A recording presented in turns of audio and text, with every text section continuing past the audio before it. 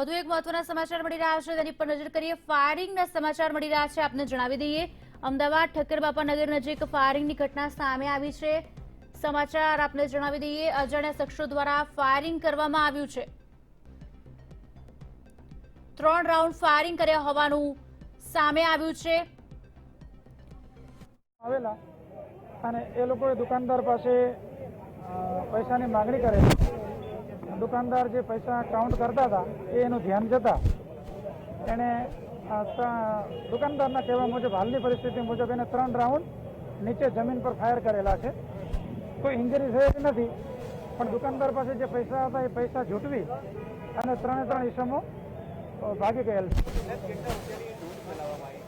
દુકાનદારને હાલ એક્ઝેક્ટ ખબર નથી, પણ એમના અનુમાન મુજબ એમનું જે કલેક્શન હતું એના મુજબ આશરે 30 થી 35 હજાર રૂપિયા હોઈ શકે છે।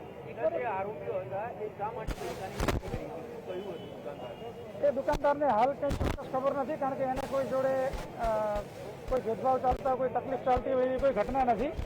અચાનક જ ઘટના બનેલી છે અને લૂંટનો બનાવ છે।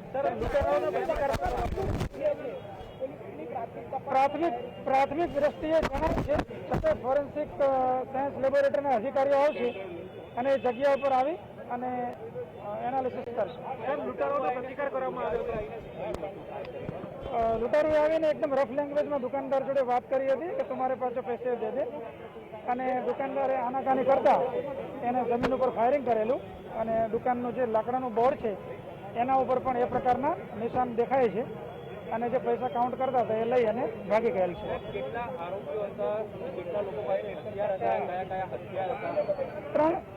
ત્રણેક જેટલા આરોપી છે અને બાઇક લઈને આવેલા હતા, બાઇક લઈને ભાગી ગયેલ છે।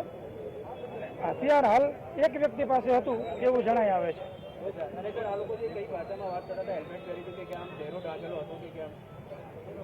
દુકાનદારના કહેવા મુજબ હિન્દી ભાષામાં વાત કરેલી હતી અને ચહેરો ઢાંકેલો હતો।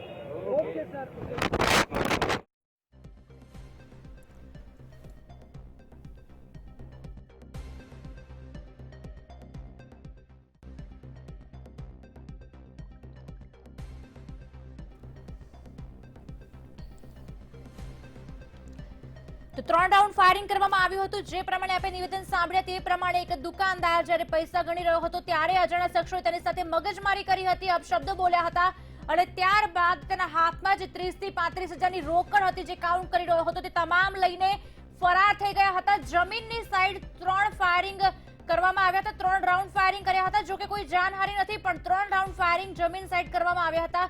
દુકાનદાર સાથે ઉગ્ર ભાષામાં બોલાચાલી કરી હતી, અપશબ્દો બોલ્યા હતા અને હાથમાં રહેલી જે રોકડ છે 30 થી 35 હજાર, જે પ્રમાણે દુકાનદાર કહી રહ્યો છે તે પ્રમાણે તે લઈને 3 અજાણ્યા શખ્સો ફરાર થઈ ગયા હતા। જોકે પોલીસે તપાસના દોરના ચક્રો ગતિમાન કર્યા છે અને તમામને ઝડપી પાડવાની તજવીજ હાથ ધરી છે।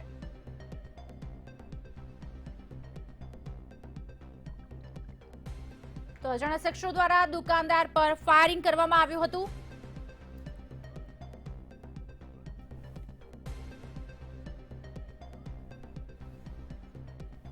આજ અંગે વિગત આપશે અમારા સંવાદદાતા ભાવેશ રાજપૂત અમારી સાથે લાઈવ જોડે ચૂક્યા છે। ભાવેશ, શું વિગતો મળી રહી છે? એક દુકાનદાર જેને કોઈ જાતની મગજમારી ન હતી તેની સાથે 3 અજાણ્યા શખ્સો આવે છે અને ત્યારબાદ તેની સાથે ઉગ્ર બોલાચાલી કરે છે, હાથમાંથી રોકડ રકમ લઈને ફરાર થઈ જાય છે। શું વિગતો? દુકાનદાર શું કહી રહ્યો છે?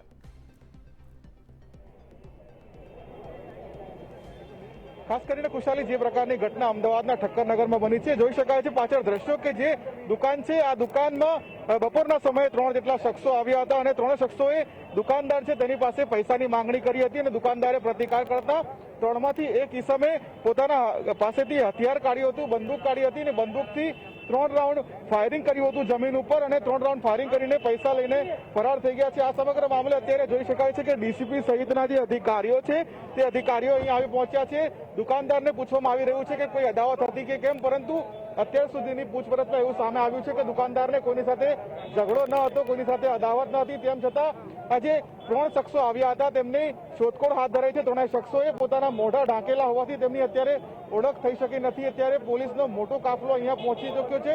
ખાસ કરીને વાત કરીએ તો અત્યારે જે દ્રશ્યો જોઈ શકાય છે કે ઝોન 4ના DCP Rajesh Gadhiya, ACP AM Desai અને કૃષ્ણનગર પીઆઈ જે પટેલ સહિતના જે અધિકારીઓ છે તેઓ અહીંયા હાજર છે અને તેમની સાથોસાથ મોટી સંખ્યામાં FSLના ટીમ પણ અને ક્રાઇમ બ્રાન્ચના અધિકારીઓ પણ આવી પહોંચ્યા છે. ખૂબ જ મહત્વનું છે કે રામોલમાં જે પ્રકારે 2 દિવસ પહેલા એક ફાયરિંગ કરીને એક વ્યક્તિને હત્યાની અંજામ આપવામાં આવ્યો હતો, ત્યારે આ જ પ્રકારની ફાયરિંગની ઘટના અત્યારે કૃષ્ણનગર પોલીસ સ્ટેશનના હદમાં આવી છે. અને કૃષ્ણનગરમાં વાત કરીએ તો કૃષ્ણનગર પોલીસ સ્ટેશનના પીઆઈ સહિતના જે અધિકારીઓ છે તે અહીંયા હાજર છે. અત્યારે જે દ્રશ્યો આપણે જોઈ રહ્યા છે કે દુકાનદારની પૂછપરછ કરવામાં આવી રહી છે અને જે શખ્સો આવ્યા હતા તેઓ કોણ હતા, તેમણે કયા પ્રકારના કપડાં પહેર્યા હતા, કયા પ્રકારનો પહેરવેશ હતો, તેમના પાસે કયા પ્રકારનું વાહન હતું, તે તમામ બાબતની અત્યારે તપાસ કરવામાં આવી રહી છે. જી આભાર ભાવેશ સમગ્ર માહિતી આપવા બદલ.